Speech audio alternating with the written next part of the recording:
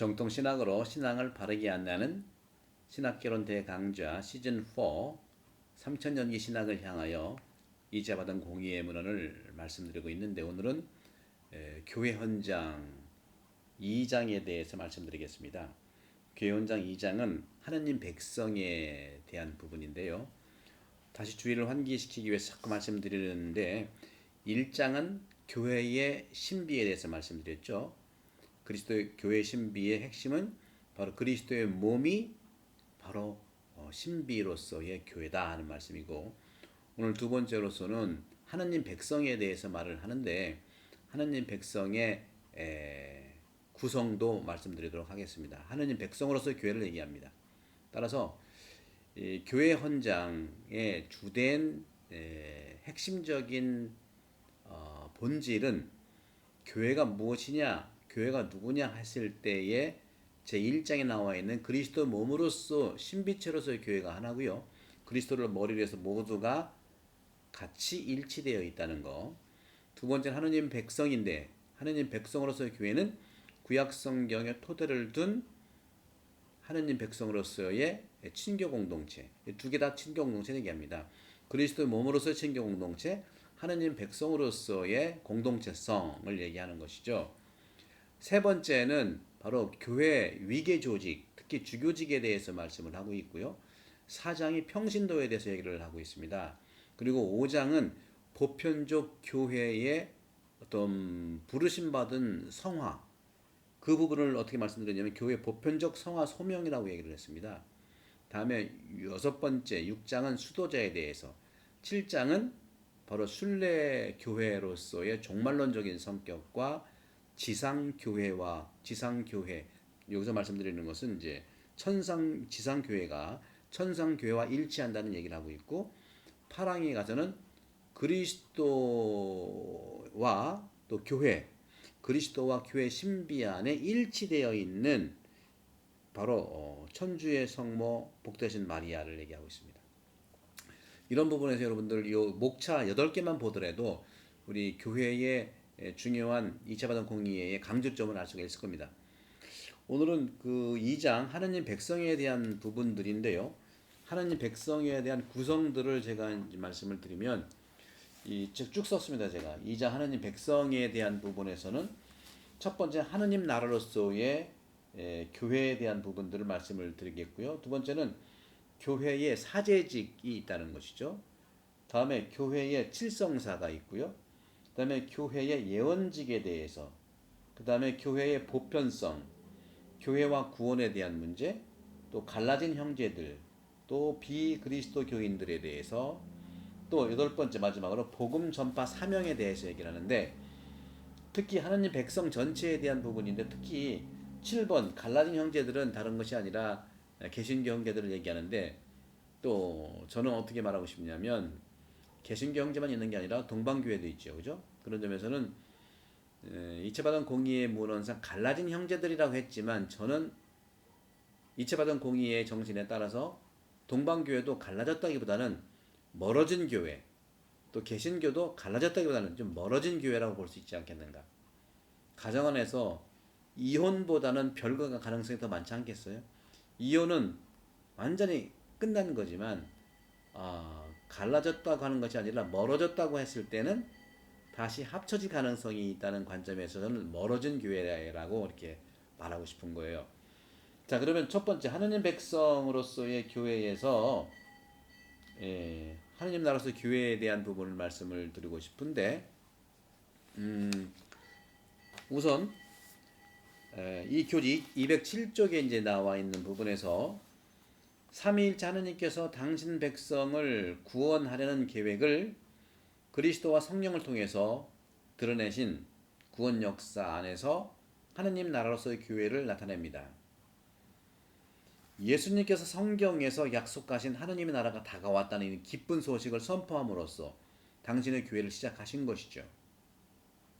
하느님 나라는 그리스도의 말씀과 활동과 현존 안에서 사람들에게 빛나기 시작하는 것이죠. 따라서 주님 말씀은 밭에 심은 씨앗과 비슷하여, 밭에 심은 씨앗은 그 말씀을 믿음으로 듣고 그리스도의 작은 양떼들 안에 들게 된 사람들이 하느님 나라를 받아들인 것이라는 것이요. 따라서 씨앗은 저절로 싹이 터 수확 때까지 자랍니다. 예수님께서 행하신 기적도 그 나라가 이미 지상에 와 있는 것을 증명하고 있고, 더 나아가 하느님의 나라는 바로 그리스도 자신에게서 드러나고 있는 것이죠. 따라서 하느님의 나라는 그리스도 자신입니다. 이를 통해서 하느님의 나라는 죽어서만 가는 피안의 나라가 아니라 권위와 지배를 바탕으로 한 나라도 아닙니다. 바로 하느님의 나라는 오직 비움과 섬김이 중심이 되는 나라. 그리스도께서 선포하시고 기적을 베푸시며 십자가의 죽음을 이겨낸 부활 나라가 바로 하느님의 나라인데, 이 하느님 백성으로서의 이제 교회를 제가 쭉 이 이체바당 공의회 문헌 2장에 하느님 백성을 좀 보신 목차를 먼저 보시면, 이스라엘 백성과 교회라는 차원이 그 1번을 이제 제가 이스라엘 백성과 교회로 볼 수 있는데, 어느 시대를 막론하고 하느님을 두려워하며 정의를 실천하는 사람이면 어느 나라 사람이든지 하느님께서는 다 받아들이신다는 겁니다. 이게 사도행전 10장 35절이죠. 하지만 하느님은 각 개인을 아무런 연결도 없이 개별적으로 거룩하게 또 구원하려 하시지 않으시고, 오직 사람들을 한 백성으로 모아서 당신을 진실이 알아 모시고 충실히 섬기도록 이렇게 하신 거예요.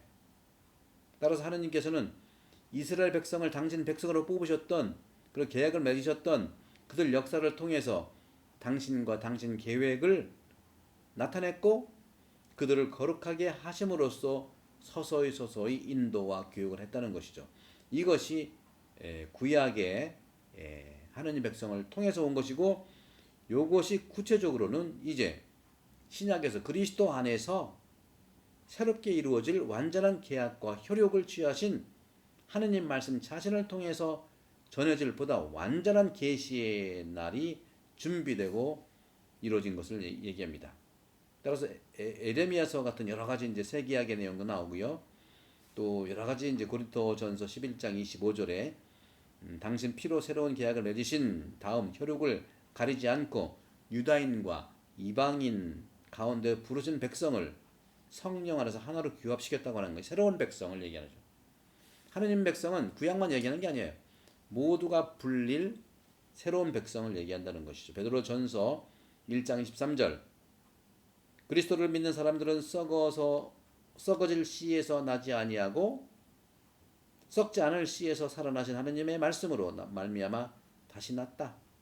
혈육으로 나지 않고 물과 성령으로 다시 남으로써, 요한복음 3장 6절에서 5절에서 6절 사이죠. 이런 여러 가지 이런 부분들을 이제 하느님 백성에 대한 부분에서 이제 말씀을 좀 하시고요. 두 번째, 교회의 사제직에 대해서 말씀을 하면은, 이 교회의 사제라고 하는 것은요, 사람들 가운데 간택된 대사제 그리스도께서 새 백성으로 왕국을 이루시고 당신의 아버지이신 하느님을 섬기는 사제들이 되게 했다는, 우리 모두는 그런 점에서 저는 이제 기능적인 사제직이지만 특별 사제직, 여러분들은 보편 사제직이에요.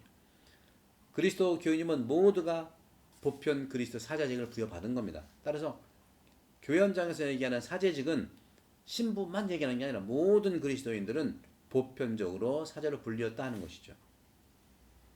따라서 세례를 받은 사람들은 재생과 성령의 도유로 축성되고 영적인 집, 거룩한 사제직을 형성하는 것이기 때문에 모든 교우들은 교우로서 모든 활동을 통해서 영적 제사를 바치며 신자들을 어둠에서 놀라운 당신 빛으로 불러주신 그리스도의 능력을 전하게 되는 것입니다. 베드로전서 2장 4절에서 10절입니다. 이런 부분에서 모두가 이제 보편 사제직을 얘기하는 것이죠. 그러므로 그리스도의 제자들은 누구나 다 함께 기도하고 하느님을 함께 찬미한다는 것이죠. 자신을 거룩하고 하느님 뜻에 드는 산제물로 봉헌했고, 로마서 12장 1절, 세상 어디서나 그리스도를 증언하고 설명을 요구하는 사람들에게는 영생에 대한 자신들이 가지고 있는 희망을 설명해 주어야 한다 하는 것이죠. 베드로전서 3장 15절. 따라서 신자들은 일반 사제직과 직분상의 교계적 사제직, 제가 말하는 직분상의 기능적, 교계적, 그다음에 특별 사제직 정도의 차이로 뿐만 아니라 본질적 차이로 구별되기는 하지만 서로 관련이 되어 있다는 거죠. 각 특수한 모양으로 그리스도의 유일한 사제직에 참여한다는 겁니다. 직분상 사제들은 거룩한 권한에 향유를 하고 사제다운 백성을 모으고 다스리고 성체 성사 제사를 그리스도를 대신해서 집전하고 온 백성의 이름으로 하나님께 봉헌한다는 것이죠. 하지만 신자들은 왕다운 사제직의 힘으로 성체 봉헌에 참여하고 여러 가지 성사를 받으며 기도와 감사, 거룩한 생활의 증거, 극기, 행동의 사랑으로서 왕다운 사제직을 수행하는 것입니다. 세 번째, 교회의 칠성사. 이 칠성사는 너무나 잘 알기 때문에 여러분들 가톨릭 교회 교리서 제가 이제 믿음으로 오르는 천국에 해당 책도 나왔고 말씀드렸죠. 다시 말씀드리면 이 책입니다. 여러분 이 책을 보시면 이 책을 구입하셔서 좀 읽어보시면 훨씬 더 도움이 됩니다. 여러분들 특히 교리교사분들, 또 구역장 반장님들, 또 단체 봉사자님들, 성가대, 전례 함께 하시는 분들 이 책을 읽으시면 아주 2차 받은 공의회의 정신과 복음을 토대로 해서 말씀드리는 이거 넘어갈게요. 교회 칠성사는 교회 예언직도 넘어가겠습니다. 교회 보편성도 넘어가겠습니다. 방금 말씀드린 것처럼 나와 있죠. 보편성도. 그다음 교회와 구원 이것도 잠깐 말씀을 드릴까요? 그러면 성스러운 교회에는 가톨릭 신자들에게 관심을 두는 반대 공의회는 성경과 성전에 의지해서 순례자로서 교회가 구원에 필요한 걸 가르친다는 것이죠. 예수 그리스도의 중계를 통해서 그리스도께서 믿음과 세례 필요성을 강조하면서 동시에 교회 필요성도 확신한 것이고 또 문을 통해서 집에 들어오듯이 사람들이 세례를 통해서 교회에 들어오기 때문이라는 것이죠. 쭉 보시고 교회 단체에 완전히 결합되는 사람들은 그리스도의 성령을 모시고 교회 제도와 교회 안에 마련되어 있는 구원 수단을 온전히 받아들이고 보이는 교회 조직 안에서 교황과 주교들을 통해서 교회를 다스리는 그리스도와 결합되어 있는 사람들이니 신앙 고백과 성사, 교회 행정과 교류의 끈으로 결합된 사람들이다. 네, 쭉 이런 그리스도 몸도 관계된 거니까. 네. 성령의 감도를 받아 교회에 결합되려는 명백한 의사를 표명한 예비자들이 나왔어요. 성령의 감도를 받아 교회와 결합되려는 명백한 의사를 표명한 예비자들은 그 소망의 자체로서 교회와 결합되어 있는 것이기 때문에 자모이신 교회는 바로 그들을 이미 자기 자녀로 알아 사랑하고 돌보아주며 감싸주고 있다. 그다음에 갈라진 형제 7항인데 갈라진 형제는 이제 좀 멀어진 형제로 해석하자고 했죠. 세례를 받고 그리스도 신자라는 이름을 받았지만 완전한 신앙 고백을 좀 해야 돼 못하고 베드로 후계자 밑에서 교류하는 일치를 도전하지 못하는 사람들과도 교회는 여러 가지 이유로 결합되어 있음을 알고 있다. 네, 여러 가지. 그들 중에 많은 사람들은 주교직도 향유하고 있고 미사도 드리고 하느님의 성모 동정녀에게 대한 신심도 존중한다. 뿐만 아니라 기도와 다른 영적 재화의 교류도 있고 더구나 성령 안에서의 결합도 진실하다.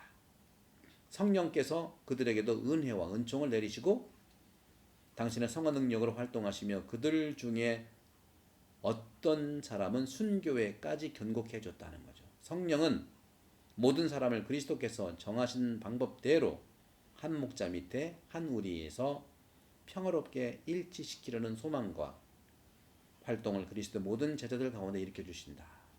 네. 비그리스도인들 여러 가지가 있겠죠. 불교도인들도 있을 수 있고요. 그다음에 회교도인들도 있을 수 있고요. 여러 가지가 있으니까 이것도 한번 읽어보면서 여러분들 비그리스도인들에게도 모든 사람이 생명을 얻도록 그들을 비추시는 하느님께로부터 주어진 것이라고 교회는 생각하고 있다. 하지만 가끔 사람들은 악마에게 속아 생각이 혼미해지고 하느님의 진리를 거짓과 바꾸어 놓고 창조주보다는 오히려 피조물을 숭상하며 하느님 없이 이 세상을 살아가다가 죽음으로써 절망에 빠지게 된다. 따라서 하느님의 영광과 이 모든 사람들의 구원을 염원하는 교회는 너희는 만민에게 복음을 전하라 하신 주님 말씀을 명심하며 선교, 복음화, 촉진에 노력하도록 한다는 말씀도 있으면서 비그리스도인들, 그러니까 이단들이나 사이비가 아닌 경우에는 비그리스도인들도 존중해야 된다는 말을 하고 있는 것이죠. 끝으로 복음 전파에 대한 이 부분들, 여러 가지 좀 있죠. 이건 좀 보면서 2장은 이 정도로 보시고 제 교재에 있는 이 부분들을 좀 마무리하면서 여러분과 마치도록 하겠습니다. 자, 하느님 백성은 누구냐? 이체받은 공의의 교회 현장에서 인격적 개념을 품고 말하는 대표적인 용어죠. 하느님 백성. 하느님 백성 용어는 2차 바다강 공의 이전 교회 개념이 지닌 교회는 건물이다, 장소다, 그리고 성직자, 평신도, 나눔 이런 계급적 완전 사회의 의미에서 백성의 인격적 공동체로 옮겨간 겁니다. 1차 바티칸 공의회는요, 교회는 완전 사회라고 그랬어요. 소치에타스 페르페타, 완전하게 건물 그리고 성직자, 평신도 구별되고, 평신도는 성직자가 주는 하나님이 주시는 축복을 성직자를 통해서만 받을 수 있다, 이렇게 얘기를 하는 것이죠. 하지만 2차 받은 공의회는 여러분도 축복을 줄 수 있어요. 우리 신자들 보편사제에게 함께 하잖아요. 집에서 기도할 때 여러분들 개인에게, 가족들에게 손 얹어 축복을 해주세요. 괜찮아요. 손잡고 기도하세요. 축복 자체입니다. 곧 모든 사람은 하느님 새 백성으로 부름받았고 언제나 하나고 유일한 세례를 통해서 세상에 퍼져 나간다는 거죠. 본디 본성을 하나로 만들고 흩어진 당신 백성들을 하나로 모으려는 하느님의 뜻이라는 거죠. 특별히 하느님 백성으로서 교회가 나타나는 친교, 특히 공동체 친교, 꼬무니오는 이전 수직적 개념에서 수평적 개념으로, 아까 말씀드렸죠? 성직자, 평신도를 구별하는 이런 계급적인 완전 사회에서 백성의 친교 공동, 인격 공동체로 옮겨갔고요. 수직적 공동체에서 수직적 이런 차원에서 개념에서 수평적 관계, 친교 교회로 강조됐고, 따라서 주교, 사제, 수도자, 평신도는 동일한 하느님 백성의 구성원입니다. 교회 인격적 차원의 보편성을 드러내는 것이죠. 그런 차원에서도 저는 여러분들께 이런 관점들을 여러분들께 이제 말씀드리면서 이 하느님 백성의 보편 사제직이 아까도 말씀드렸어요. 우리 신자들은 보편 사제직. 이 보편 사제직은 교회가 하느님 백성의 수평적 친교를 강조하는 가운데 나타난 겁니다. 세례받은 하느님 백성 모두가 그리스도의 보편 사제직에 참여한다는 거예요. 보편 사제직은 사제들의 직무 사제직과 본질적으로 다르지만 서로 밀접하게 연결되어 있다 아까 말씀드렸죠. 따라 신자들도 자신의 왕다운 사제직의 힘으로 미사 성제에 능동적으로 참여하는 겁니다. 따라서 신자 없이 신부가 혼자 미사를 할 수가 있지만 그것은 완성된 게 아니죠. 왜? 1차 바티칸 공의회 같으면은요, 신부가 벽을 향해서 하나님을 향해 미사하는 게 전부였어요. 그러나 2차 바티칸 공의회는 제단을 앞으로 뺐고 사제는 백성들을 향해서 있으니까 교가 없는 미사, 참 이것은 교회의 미사일까?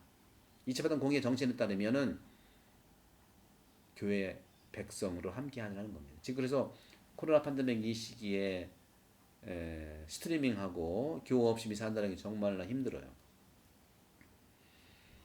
따라서 직무사제직은 이러한 저 같은 직무사제죠. 거룩한 힘으로 하느님 백성을 모으고 교육시키고 그리스도를 대신해서 성찬의 희생제사를 거행하고 모든 백성의 이름으로 하느님께 봉헌한다는 거, 아까 말씀드린 걸 이제 반복해서 말씀드렸습니다. 이 정도로 말씀드리고 다음 시간에는 끝부분에 잠깐만 하느님 백성 교회 밖에 구원이 있는가 하는 걸 더 보충을 하면서 제 교회원장 3장 바로 교회의 위계 조직과 주교직에 대해서 말씀드리겠습니다. 여러분들 이 교회원장에 대한 이런 말씀들을 잘 들으시면서 공동체, 여러분 가정 공동체도 마찬가지니까 공동체 보편 사자로 부르신 이 부분에 대해서 축복을 드립니다. 성부와 성령께로 이루어보도록 간곡합니다. 감사합니다.